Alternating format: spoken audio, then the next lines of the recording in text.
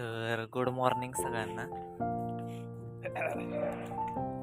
आज पारसच आहे, आंघोळ पण नाही केली. तब्येत बरी नव्हती माझी. काल शिर्डी जाऊन आलं ना, तर डोकं दुखत होतं आणि टेम्परेचर पण होतं थोडं. शक्यतो दुपारून करेन मी आंघोळ. काय झालंय, सकाळी लवकर उठतोय ना, तर सर्दी त्याच्यामुळे जास्त आहे. कारण की सकाळ सकाळी खूप थंड हवा असते आणि लवकर उठल्यामुळे ती मग गार हवेनं सर्दी जास्त झाली प्रमाणाच्या बाहेर. आज हॉस्पिटलला पण जाऊन यावं लागेल, कारण की सर्दी मला सहन नाही होत. सर्दीनं लगेच ताप येतो, त्याच्यामुळे मग हॉस्पिटलला जाणं गरजेचं आहे. आज हॉस्पिटलला जाऊन येईन. कोपरगावला पण माझं थोडं काम आहे. आपल्या डेली लॉगिंगसाठी मला मोबाईलला स्टँड पण घ्यायचं आहे.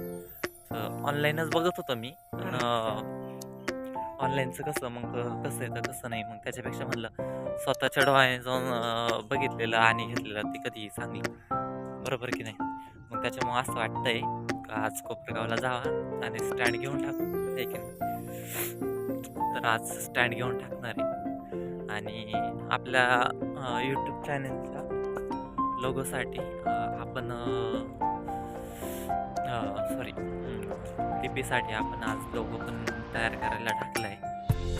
माझा पाऊस तयार करतोय, तर बघू तो आल्यानंतर कसं वाटतं तुम्ही मला कमेंट करून सांगा. तोपर्यंत भेटूया थोड्या वेळाने. तर काहीच खेड्यागावात राहण्याची हीच मजा आहे. म्हणजे आम्ही खेड्यागावात नाही राहत, पण आहे वातावरण तर असं आहे का म्हणजे सिटी टाईप नाही अजिबात. आजूबाजूला सगळी शेती आहे आणि वस्त्या आहेत तिकडं खालती, सगळ्या वस्त्या आहेत. रोजचं माझं जे डेली रुटीन आहे मी ते एक दिवस तुमच्यासोबत शेअर करेन. सकाळपासून तर संध्याकाळपर्यंत म्हणजे काय काम असतं किंवा काय काय हेडेक असतं, भरपूर असतं. भरपूर इश्यू पण होतात कधी कधी. कधी कधी मग वाद पण होतात. याच्या आधी माझे खूप वाद झालेले. तो वाद माझे कायमच होत राहत. तर आणि कसं आहे, ऑल स्टाफमध्ये सगळ्यात लहान मीच आहे. जो आमचा म्हणजे 8-9 जणांचा स्टाफ असन तर त्याच्यात सगळ्यात लहान मीच आहे. त्याच्यामुळं मग माझं म्हणजे कसं आहे का मी बोलायला फडक आहे, म्हणजे एकदम पटकन बोलून मोकळं होऊन जातं. तसं बाकीचे काही काही लोक कसं मग काड्या करतात मागणं, आहेत बरेच आमच्या इथं. तर मी काय बोलायला घाबरत नाही. ते जर यूट्यूबवर लॉग जर बघितला तर याच्यानंतर परत एक वाद तयार होईल. तर बघूयात आपण. झाला तर मी परत तुम्हाला सांगणच तसं.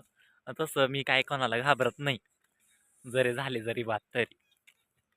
कारण की कसं आहे, आपण जोपर्यंत सहन करतो ना तोपर्यंत म्हणजे लोक आहे ना आपला फायदाच घेत राहतात. आता याआधी म्हणजे मी भरपूर सहन केलं लोकांचं.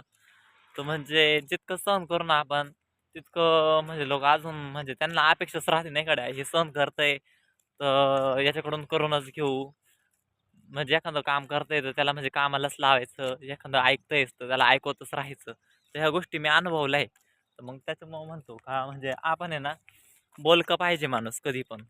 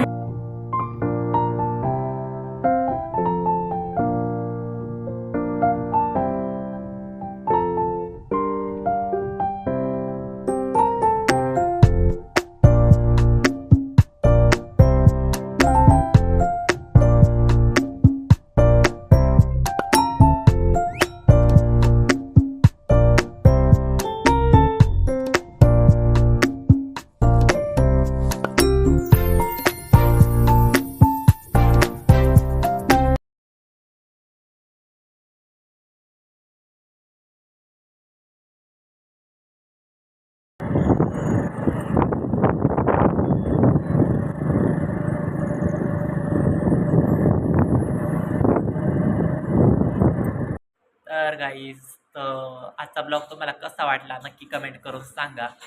आणि आज खास मला आहे ना, मी आजारी होतो त्यामुळे मी गावात गेलेलो. आता बरं वाटतंय.